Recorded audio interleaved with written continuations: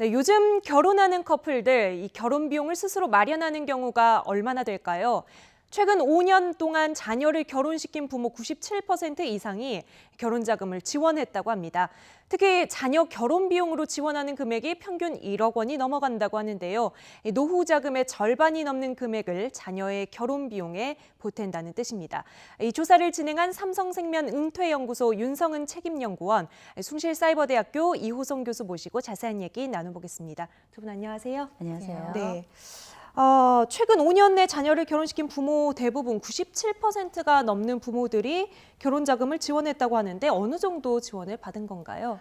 예, 저희가 조사해본 결과에 따르면 부모들이 자녀 측에서 부담하는 결혼 비용 중에 어느 정도를 지원했는가를 네. 살펴봤습니다. 자녀 결혼 비용의 40에서 60% 정도를 지원했다는 응답이 3분의 1 정도 됐고요. 예. 또 60% 이상을 부모가 감당한 경우도 한 32% 정도 됐습니다. 네. 그러면은 뭐 40% 이상 지원했다는 경우만 합쳐도 거의 63%가 넘는데요. 그렇죠. 이렇게 주변에서 보시면 어떻습니까, 교수님? 아주 애들 시집장가 보내기가 이렇게 힘들 수가 있습니까? 이게 보통 힘든 일이 아닌 것 같은데 네. 사실상 지금 이게 금액으로 이제 1억 3천만 원 정도 이야기가 네. 나오고 있고 1억 3천만 원을 지금 97%의 부모들이 이걸 제공을 하겠다라고 이야기를 했는데 과연 우리 부모네들이 그만한 돈이 있는가? 네. 사실 뭐 지금 통장에 있는 돈도 다 털어도 없고 이미 대출이 쌓여 있는 상태이기 때문에 예. 이런 그 엄청난 비용을 실질적으로 많은 부모들이 지원하겠다고 나서고는 있지만 그만큼 이게 노후에는 굉장히 위협적인 존재가 될 수 있다는 거죠. 예. 조금 전에 교수님께서 평균 1억 3천만 원이 들었다 이렇게 말씀을 하셨는데요. 박사님, 이 조사 결과가 어떻게 나온 건가요?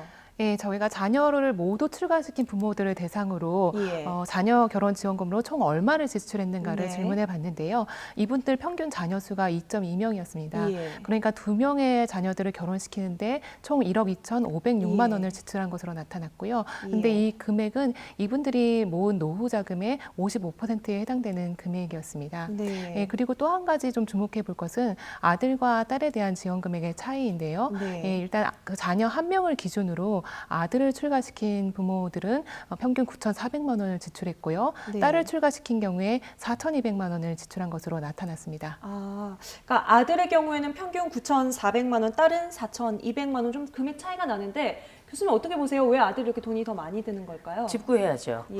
집 구해야죠. 아직까지도 집은 남자가 마련해야 된다는 그런 인식이 많이 있나 봐요. 그렇죠. 그러니까 우리가 그러니까 관행적으로 보면 예. 이제 아들은 뭐 집, 그러니까 남자는 집, 뭐 예. 여자는 혼수 이렇게 주로 이렇게 나눠져 있는데 그런 관행이 아직까지 우리 머릿속에는 좀 많이 남아 있는 것 같고요. 예. 그래가지고 그 재미있는 조사가 나와 있는 게 있는데 실제 이번에 그 삼성생명에서 나온 결과를 보니까 부모의 30% 정도는 그래도 신혼집은 신랑이 마련하고 네. 그다음에 혼수는 신부가 마련하는 게 맞다 이렇게 예. 생각을 하고 있고 오히려 자녀들은 14% 정도만 그렇게 생각을 하더라는 거예요. 예. 그러니까 오히려 자녀들은 딱 봤을 때 같이 하든지 아니면 조금 더 살림이 나은 사람이 준비하는 게 낫겠다. 이런 얘기가 나오는 걸 보면 이걸 이제 사실 조금 역으로 생각해 보자면 부모님들도 이거는 30%를 그렇게 말씀하셨지만 나머지 70%는 예. 그래도 뭐 살림 되는 사람들이 조금 더 하는 게 낫지 않겠는가 이런 예. 인식을 가지고 계신 거고 자녀들 입장은 뭐 거의 뭐 80% 이상이 같이 네. 5대5로 하든지 아니면은 살림이 좀 나은 쪽으로 하자 이런 인식을 보여주는 그 반대의 결과로 볼 수도 있기 때문에 예. 이건 사회인식이 그래도 아직까지 부담은 있지만 여전히 조금 부담이 있다 하더라도 좀 변해가고 있구나 이런 생각이 좀 들더라고요. 예. 그러니까 뭐 아직까지도 어떤 고정관념이라는 게 자녀 세대보다는 부모 세대 어떤 그렇죠. 책임감, 고정관념 이런 게 많은 것 같은데요. 박사님, 그런데 조사 결과를 보면 재밌는 게 이 신혼집은 신랑이 부담해야 된다는 이 인식을 딸을 가진 부모가 더 많이 가지고 있다 이런 결과가 나왔어요. 예, 맞습니다. 같은 부모 세대 중에서도 딸을 예. 출가시킨 부모의 39%가 신혼집은 신랑이 부담해야 한다고 응답을 했는데요. 예. 반면에 아들을 출가시킨 부모들은 27%만이 이런 생각에 네. 동의를 했습니다. 왜 이런 차이가 생기는 걸까요? 아무래도 이분들이 실제 혼사를 치르면서 어떤 예. 경험한 것들이 반영됐다고 생각이 드는데요. 예. 특히 아들을 둔 부모들이 주택 자금을 마련하면서 느끼는 어떤 부담 때문인 것 예. 같습니다. 그또 그런 반면에 또 딸을 둔 부모의 입장에서는 기왕이면은 들어올 사위가 좀 집을 마련을 해줬으면 이런 생각을 하시는 그러면 거죠. 완전 땡큐죠. 예. 그래서 사실은 우리가 그 어떤 상황이든지 간에 이제 이 조사가 지금 우리 박사님 말씀하신 대로 결혼을 이미 출가를 시킨 집안의 네. 이제 부모님들께 여쭤보았던 거였는데 이제 아무래도 좀 유리한 쪽으로 해석을 해야죠. 예. 기왕이면 좀 돈이 덜 나가는 쪽으로 하고 또 그게 마침 또 우리에게는 그 이전에 오랫동안 해왔던 관행이기 때문에 그 관행이 기대어서 한 번 더 그래도 아들이 또 이렇게 네. 사위 쪽에서 집을 준비하는 게 어떻겠는가라고 생각을 하시는 것 같아요. 예, 알겠습니다. 그렇다면 이 1억이 넘는 결혼 자금이 어디로 사용이 되는지 좀 용처도 분석을 하셨을 것 같은데요. 아무래도 주택 자금이 좀 많을 것 같은데 어떻습니까? 예, 저희가 실제 5년 내에 그 결혼한 신혼부부를 대상으로도 조사를 해봤는데요. 그분들에게 결혼 그 자금 지출 내역을 조사를 해봤습니다. 예. 일단 주택 자금으로 역시 평균 1억 600만 원 가장 예. 많은 비용이 지출됐고요. 또 혼수 비용으로 1,800만 원, 그리고 결혼 예식 비용으로 900만 원, 그리고 신혼여행 경비로 480만 원, 또 기타 경비로 430만 원. 그래서 총 1억 4,300만 네. 원 정도가 결혼 비용으로 지출된 것으로 나타났습니다. 이게 전국을 대상으로 한 조사 예, 결과인가요? 맞습니다. 예. 그런데도 주택 자금 비용이 1억 원이 넘는군요. 전국으로 그러네요. 넓혀봐도요. 지금 뭐 전세 우리 이제 서울 지역 같은 경우에는 1억 미만의 전세를 찾는 거는 뭐 거의 그 서울에서 김서방 찾기보다 어렵습니다. 네. 워낙에 어려울 정도로 그 주택 그 금액이 워낙에 높기 때문에 이만큼 그 아무래도 남자 신랑 측의 부담이 커질 수밖에 없죠. 네.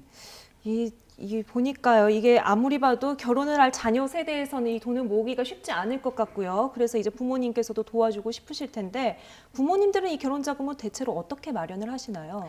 예, 부모님들 대부분인 한 93%가 네. 예금이나 적금을 깼다고 응답을 예. 했고요. 또 무리하게 빚을 낸 경우도 12%나 됐습니다. 예. 그리고 그 밖에도 뭐 퇴직금을 쓰거나 아니면 연금이나 보험을 해약하고 또 살던 집을 처분한 경우도 적지 않았습니다. 살던 집까지 처분하고요.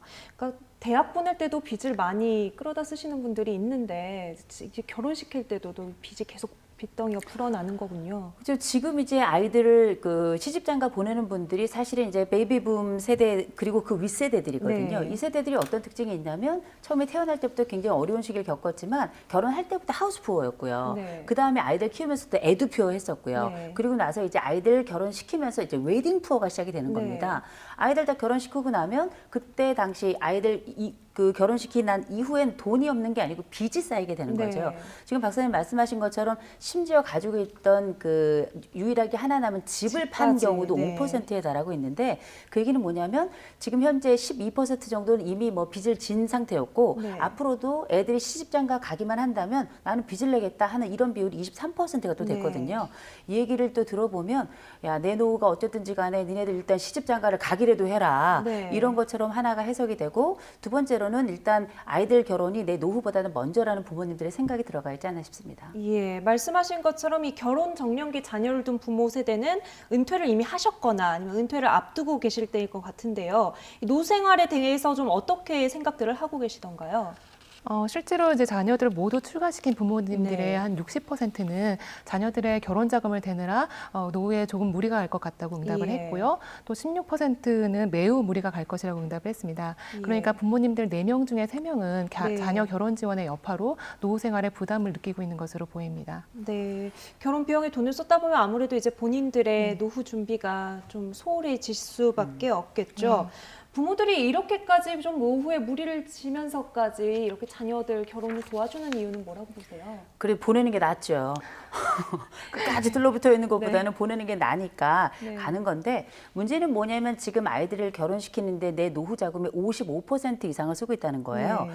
그 얘기는 뭐냐면 우리가 아이들을 딱 결혼시키고 나서는 사실상 우리가 예상치 못했던 노년 빈곤으로 들어갈 가능성이 굉장히 높은 것이 더 이상 이제 소득이 없잖아요. 예. 이제 은퇴를 하시고 더 이상 일자리를 마련하기가 어렵고 일자리를 마련한다 하더라도 이 직업이 가지고 있는 질 자체가 워낙에 낮기 때문에 예. 이런 상황에서 소득은 없고 점점 어려워지는 상황에 노인 빈곤이 눈앞에 보이죠. 문제는 뭐냐면 이렇게 눈앞에 보이는 빈곤이 증가하다 보면 결국은 이게 자녀들의 부담으로 또 넘어가게 돼요. 네. 이런 악순환의 고리 속에 또 들어가기 때문에 그 실질적으로 왜 이 지금 현재 아이들을 결혼시키는 이 세대가 태어날 때 한참 유행했던 로고가 뭐냐면 무턱대고 낳다 보면 거지고를 모면한다. 네. 이런 로고였는데 로고였는데 이제는 이 로고를 듣고 태어난 세대가 이제 노년층이 되어서 아이들이 시집장가 보내면서 무턱대고 주다 보면은 노년 빈곤을 못 면한다. 네. 이런 얘기를 이제 안타까운 이야기가 나올 시점이 된 거죠. 실제로 이렇게 비용이 많이 들다 보니까 가족 간에 또 예비 부부들 간에도 여러 가지 갈등이 일어나는 경우를 주위에서 많이 보거든요. 그렇죠. 이게 왜냐하면 자식은 이제 결혼을 해야 되는데 네. 줄 돈은 없고 그러니까 자식은 달라고 하죠. 줄 돈은 없죠. 네. 그러니 가족 간에 가지고 있는 스트레스는 굉장히 증가될 수밖에 없죠. 그 실질적으로 이 돈 문제라고 하는 게 해법이 없습니다. 어디 가서 뭐 대출을 내려 그래도 뭐 집 한 채 달랑 있는데 최근에는 은행 문턱이 더 높아졌잖아요. 네. 그럼 대출 내기도 어렵죠. 막상 또 대출을 내고 나서도 그러면 그 거기에 해당되는 이자는 누가 낼 거냔 말이에요. 결국 예. 부모 세대가 내야 되는데 부모 세대는 더 이상 소득이 없고 이렇다 보면 서로 간에 갈등이 높아질 수밖에 없고 이런 갈등이 높아지다 보면 우리가 흔히 이제 우리 YTN에서 나오는 여러 사건 사고들에서 듣게 되는 안타까운 이야기들도 그 하나의 주제가 되고 있죠. 예, 박사님 그 연구 이번에 진행을 하시면서요, 우리나라 결혼 문화에 대해서 좀 해외와 비교를 한다든지 좀 어떤 문화의 특징이 있다 또는 어떤 변화가 필요하다 이런 생각을 하신 게 있을 것 같은데요. 예, 우리나라에서의 결혼이라는 것이 좀 집안의 어떤 사회 경제적인 능력을 예. 좀 드러내는 이런 과시성 행사의 경향이 있는 것 같은데요. 이러한 측면이 좀 고비용 결혼 관행으로 이어진다고 생각이 됩니다. 네. 그리고 또 일생에 한 번뿐이라는 이런 그 어떤 소비의 예외성을 예. 두는 이런 의미를 부여해서 좀 과도한 소비를 부추기는 이런 상술도 좀 한몫하는 것 같고요. 네.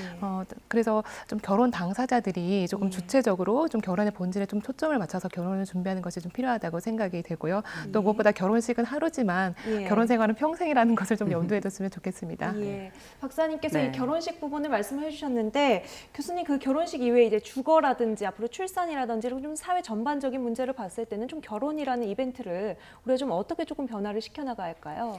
우리가 이제 결혼을 이제 한 번 하는 시대가 이제 끝난 것 같아요. 뭐 재혼도 많아지고 사혼도 많아지는 이런 세상이긴 한데 예. 그래도 결혼은 참 소중한 거잖아요. 그런데 이 첫 번째 시작이 부담으로 시작하고 그 첫 번째 시작 이후로 고통으로 이어지게 된다면 예. 이 선택은 제가 볼 때는 현명한 선택은 아닌 것 같아요. 네. 최근에는 이제 스몰 웨딩이라 그래서 그야말로 보여준 웨딩이 아니라 나만을 위한 웨딩, 우리 가족을 위한 웨딩, 우리 둘의 사랑을 확인하는 웨딩 이런 것들이 또 증가하고 있으니까 우리가 가지고 있는 현실을 눈 똑바로 두고 쳐다보면서 진짜 솔직한 결혼의 시작이 그 이후에 더 큰 행복을 가져오지 않을까 싶습니다. 예, 알겠습니다. 그 박사님 마지막으로 이번에 연구 진행하시면서 좀 개인적으로 느끼신 점 같은 거 좀 있으실까요? 글쎄요. 저희 연구소에서 좀 또 다른 조사에 보면 좀 그 5, 60대 부모 세대들이 좀 많이 그 하시는 말씀이 자신의 노후에 자식들한테 짐이 될까 봐 예. 가장 걱정이다. 뭐 이런 말씀을 네. 많이 하시거든요. 그래서 부모님들이 이렇게 이런 걱정을 하시면서 또 한편으로 과도하게 그 노후 자산을 자식들에게 이렇게 쏟아붓다 보면 네. 그것이 또 나중에 그 자녀들에게 부담이 되지 않을까 뭐 이런 걱정이 많이 되었습니다. 네, 요즘 이 보면요, 젊은 세대는 작은 결혼식 이런 얘기도 많이 해요. 오히려 아까 그 연구 결과에서 봤듯이 부모님들이 좀 고정관념을 가지고 좀 계시는 경우가 많은 것 같은데 부모 세대께 어떤 한마디 조언을 해주신다면요? 저는 이번 연구 결과를 제가 좀 이렇게 쭉 들여보면서 재밌는 걸 하나 봤는데요. 네. 그게 뭐냐면 예물과 예단에 대해서 꼭 해야 된다. 이게 이제 부모는 30%. 왜냐하면 다른 사람 시선을 시켜서 젊은 세대는 오히려 한 16%밖에 안 됐다는 거예요. 역으로 생각해 보자면 부모님들의 70%는 예단 예물에 막 이렇게 연연하지 않고요. 예. 자녀 세대들의 80% 이상도 예단 예물에 막 연연하진 않거든요. 점차 이런 세대가 또 다른 그러니까 좋은 실질적인 이익이 무엇인가에 대해서 눈 떠가면서 참다운 행복을 찾아가는 과정이 보이는 것 같아서요. 지금과 같은 여정이 지금 이제 앞으로 다가올 현실과 잘 맞다 간다면 네. 앞으로의 결혼은 훨씬 더 아름답고도 동시에 아주 실속 있는 결혼이 되지 않을까 싶습니다. 네, 오늘 말씀 감사합니다. 지금까지 삼성생명 은퇴연구소 윤성은 책임연구원, 이 숭실사이버대학교 이호성 교수 모시고 얘기 나눠봤습니다. 오늘 말씀 감사합니다.